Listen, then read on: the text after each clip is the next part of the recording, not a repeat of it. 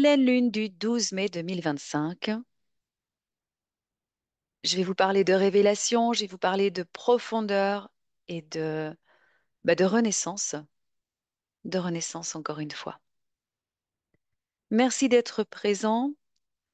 Cette fois, c'était un peu plus compliqué de mettre en place cette capsule lunaire.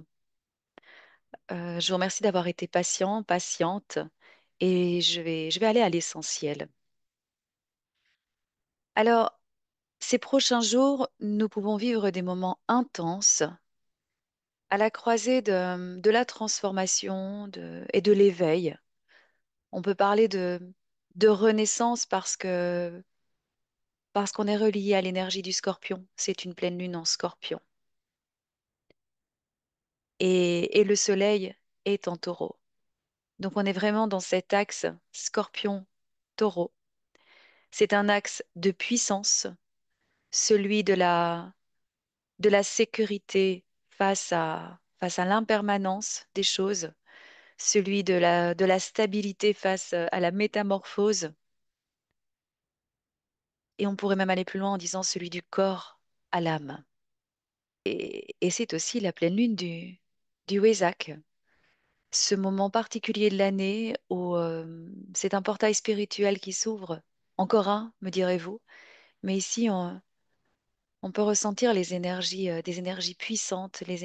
On dit qu'au moment du Wésac, hein, il y a l'énergie de Bouddha qui revient sur Terre et l'énergie du Christ, et les deux reliés viennent nourrir la Terre de leur amour inconditionnel.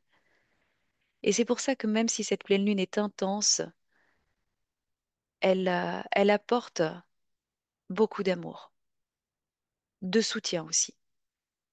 Et vraiment avec cette idée de transformation, d'une transformation qui prendra le temps qu'il faut en fait, pour chacun. Dans un moment, je vous parlerai aussi de vérité. Grâce au scorpion, il y a des vérités qui émergent, des ombres qui se révèlent et, et cette vague énergétique est donc une invitation à aller à la rencontre de ces vérités et, euh, et de ces parts d'ombre.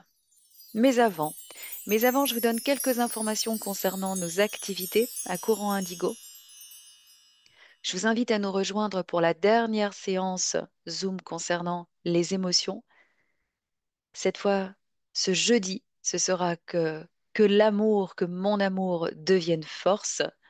Ça peut sembler facile ou évident et ça fait du bien de se replonger dans une introspection pour mettre ça en place. Donc, ce sera jeudi le 15 mai à 20 heures. Ensuite, je vous parle de notre venue à Liège, la cité ardente, pour ceux qui connaissent. Le samedi 24 mai, nous proposons un stage d'initiation constellation familiale, une journée complète pour venir découvrir l'outil. On ne fera pas de constellation dite classique, en tout cas, ça n'est pas prévu au programme, mais de petits exercices et tous les participants repartiront avec des réponses, avec des éclairages et le sourire aux lèvres, ça, j'en suis persuadée. Donc, c'est le samedi 24 à Liège, une journée complète de stage. Le dimanche, un autre stage très différent et pourtant on touche aussi à l'intuition, puisqu'ici il s'agit d'entendre et de comprendre les messages de l'invisible. C'est notre stage La Voix intérieure. C'est la dernière date que nous proposons, la huitième et dernière, et il reste de la place et ce sera donc le dimanche 25 mai. Regardez aussi sur notre site, on vous parle du stage qui aura lieu à Vaisseau fin août. Il reste des places où là on a vraiment 3 jours en immersion en constellation familiale et on ira travailler avec nos mémoires puisque l'intitulé c'est Mémoire en héritage, comprendre et soigner les blessures générationnelles. Et on ressort transformé de ce genre de stage. Au plaisir de vous accompagner et ça ce sera fin août, le dernier week-end du mois d'août. Toutes les informations sont dans la description. Maintenant, je reviens donc aux explications liées à l'énergie de cette pleine lune du Vésac. Et comme je vous le disais en introduction, cette pleine lune nous appelle à regarder en face ce que nous ne voulons plus fuir. Parce qu'évidemment, celui qui ne veut pas voir, de toute façon, il ne verra pas. Même si les choses viennent se poser devant lui, celui qui décide de fermer les yeux gardera les yeux fermés. On garde chacun notre libre arbitre. Et ça, c'est important que je le rappelle. Lors de cette pleine lune, c'est une opportunité qui se présente à nous. L'opportunité de s'ouvrir à des révélations soudaines, des prises de conscience très importantes, des prises de conscience intimes. Alors bien sûr qu'elles vont être dérangeantes, mais toujours, toujours libératrices. Et ces révélations peuvent venir de l'extérieur, d'une conversation, d'un événement inattendu, de la réaction de quelqu'un dans une conversation qu'on a avec lui. Ou alors, ces révélations peuvent venir aussi de l'intérieur. Donc, c'est-à-dire que c'est comme s'il y avait une clarté nouvelle qui s'installait, qui se posait en nous comme une évidence et de se dire, ah, mais oui, c'est ça. C'est pour ça que je réagis ainsi. C'est lié à ça. Et ça vient vraiment de l'intuition parce que cette révélation, elle ne se met pas en place après un processus mental. C'est vraiment quelque chose de l'ordre de l'intuition. En fait, le Soleil qui est aligné à Uranus va vraiment réveiller nos perceptions. Et, et c'est comme si on était soudainement frappé par un éclair de lucidité qui nous pousse à changer de regard sur une situation, sur une relation, sur un comportement. Et puis, en même temps, eh bien, on nous oblige, ou je vais plutôt dire, on nous demande de, de repenser notre façon de communiquer, de revisiter justement, oui, cette façon d'écouter, de comprendre, de faire passer des messages aussi, et de se rendre compte que qu'on peut nous aussi blesser. On peut blesser et on peut aussi guérir, on peut dénouer certaines choses. C'est peut-être le moment d'aller relire tout le chapitre des accords Toltec concernant avoir une parole impeccable. Parce que justement, cette période de pleine lune nous, nous demande d'être ouverts à la parole vraie, de ne pas fuir les confrontations nécessaires et d'exprimer aussi ce qui est profond en fait en nous. C'est une pleine lune de guérison. Et comme je vous le disais aussi en préambule, c'est un moment de célébration spirituelle très important dans les traditions orientales, associé à la naissance, à l'éveil, le départ de Bouddha. Donc on profite aussi d'un moment d'élévation collective, d'une grande vague de lumière qui descend sur la Terre pour nous aider à franchir une nouvelle étape d'évolution. Vous comprenez donc, on peut vraiment ressentir une plus grande connexion à notre intuition, à notre âme et aussi à quelque chose de plus grand que nous. Et tous les exercices de méditation, les rituels, les intentions posées à cette période prennent une portée particulière. Je vais revenir à l'énergie du scorpion. Avec cette pleine lune en scorpion, justement, le passé peut remonter. Les souvenirs peuvent refaire surface, les émotions profondes liées à des souvenirs aussi. Ça n'est pas pour nous submerger ou nous noyer, pas du tout. C'est pour nous montrer ce qui a besoin d'être vu, ce qui a besoin d'être accueilli pour être guéri.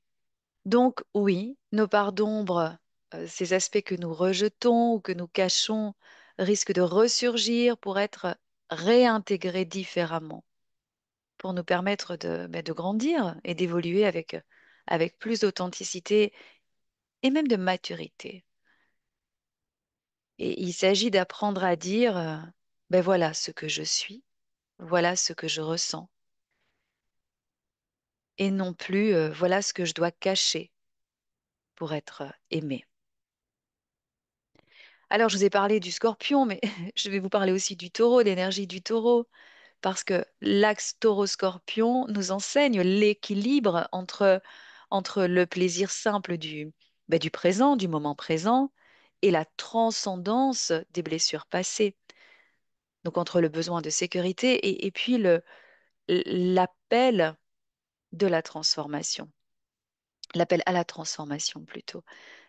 Et ce que vous vivez en ce moment, même si c'est inconfortable, vous prépare de toute façon à une nouvelle étape, à un renouveau. Et ce renouveau passe par une mort symbolique, c'est-à-dire la mort d'anciennes croyances, de comportements qui n'ont plus lieu d'exister, des schémas aussi relationnels qui ne nous nourrissent plus. Donc, même si nous nous sentons bousculés, accueillons le changement qui se met en place. Alors, quelques conseils pour terminer cette capsule. Eh bien, prenez un moment de silence, que cela soit ce week-end ou début de semaine, pour écouter ce qui remonte en vous. Soyez donc plus attentif à vos rêves, oui, à vos intuitions aussi, parce que les vérités peuvent ressurgir à ces moments-là. Et pour ça, soyez aussi à l'écoute des messages subtils, comme on apprend lors de notre stage de la voix intérieure. C'est regardez vraiment, regardez, soyez attentif à tout ce qui vous entoure parce que tout est information, même dans vos interactions, même dans les silences. Et c'est dans ces moments-là que des vérités cachées peuvent être révélées. Après, il faut être attentif à les entendre. Et comme on est au niveau du chakra de la gorge, hein, on entend, on écoute, mais c'est aussi dire les choses et oser communiquer avec sincérité. Sincérité et profondeur, sans détour, sans essayer de ménager.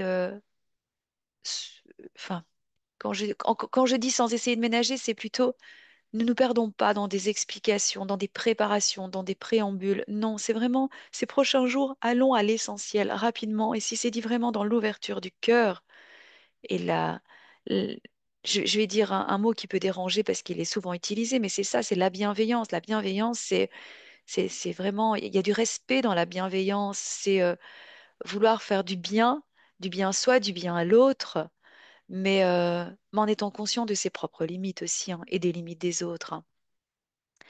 Donc communiquer avec sincérité et avec douceur, ça va aider, c'est certain. Et puis par rapport à chacun, à chacun d'entre nous, donc au niveau individuel, mais je vous rappelle que c'est essentiel d'honorer son chemin intérieur à travers un rituel. Ça peut être évidemment un rituel à la pleine lune, ça peut être un rituel de libération, ça peut être une méditation du cœur. Remerciez-vous. Ayez de la gratitude pour ce que vous mettez en place. Honorez-vous. Et à côté, eh bien, nourrissez-vous de choses simples aussi, des choses concrètes, pas seulement spirituelles. Je reviens au moment présent. Nourrissez-vous des cadeaux de la nature, de, du, du toucher aussi, la respiration, pour bien rester ancré et aligné. Et bon là, ce sont des mots, vous m'entendez, je n'ai pas l'image, mais je me souviens que la semaine dernière, j'étais en formation et mon regard se portait sur un arbre, sur deux arbres plus exactement. Et au centre, il y avait un cœur qui se formait. Et alors peut-être que je l'imaginais ce cœur, peut-être était-il bien réel, mais peu importe, j'ai vraiment gardé cette info pour moi et j'ai envie d'en parler, tiens, aujourd'hui. Mais ça, c'est un cadeau de la nature pour moi. C'est je cherche même pas à interpréter pourquoi ce cœur est arrivé à ce moment-là, pourquoi mon regard s'est porté sur ce petit trou que formait l'ensemble des deux arbres. C'était un cœur bleu parmi du vert, un tout petit cœur, mais il était bien présent et à ce moment-là, c'était un cadeau. Vous voyez, c'est ça aussi, se nourrir de, de l'invisible, mais des choses simples qui sont là devant nous, bien concrètes. Et puis, euh, et puis quand je parle de rituel, eh bien, un moment de libération peut passer aussi par l'écriture. L'écriture, ça vous aide à, m- à entrer dans la matière. Les mots, c'est bien, mais parfois, le corps, quand il se met en mouvement, Je parle au niveau des mains, hein, d'accord? Les mots vont prendre forme sur une feuille. C'est un beau rituel de libération parce que ça passe par le corps pour, euh, pour se décharger du mental et du cœur aussi. Une lettre pour poser ses intentions peut vraiment aider. Des intentions de libération, parce qu'ici on est dans une énergie de pleine lune. Donc vous, qu'êtes-vous prêt à transmuter, ou plutôt écrivez ce que vous souhaitez transmuter, ce que vous êtes prêt à laisser derrière vous. Et puis, et puis vous brûlez la lettre précautionneusement avec beaucoup d'amour, tout en honorant ce qui a été fait et en lâchant les attentes aussi. Ça, c'est important, mais c'est un autre sujet. Bon, on va conclure, hein. Considérez que cette pleine lune du 12 mai est un pont entre la sécurité et la transformation, la paix et la profondeur, et l'inverse aussi, la transformation vers la sécurité, la profondeur vers la paix. En tout cas, elle nous aide vraiment à aller voir dans nos eaux troubles pour y puiser nos propres réponses, notre propre lumière. Et je vais terminer avec quelques mots doux à entendre. Ce qui se révèle aujourd'hui n'est pas là pour te briser, mais pour te rapprocher de ta vérité, de ta force et de ton authenticité la plus précieuse. Je vous souhaite à tous une belle pleine lune du Vésac, riche en clarté, en libération et en renaissance. Je vous embrasse très fort et je vous dis à bientôt. Merci de m'avoir écouté. Oh.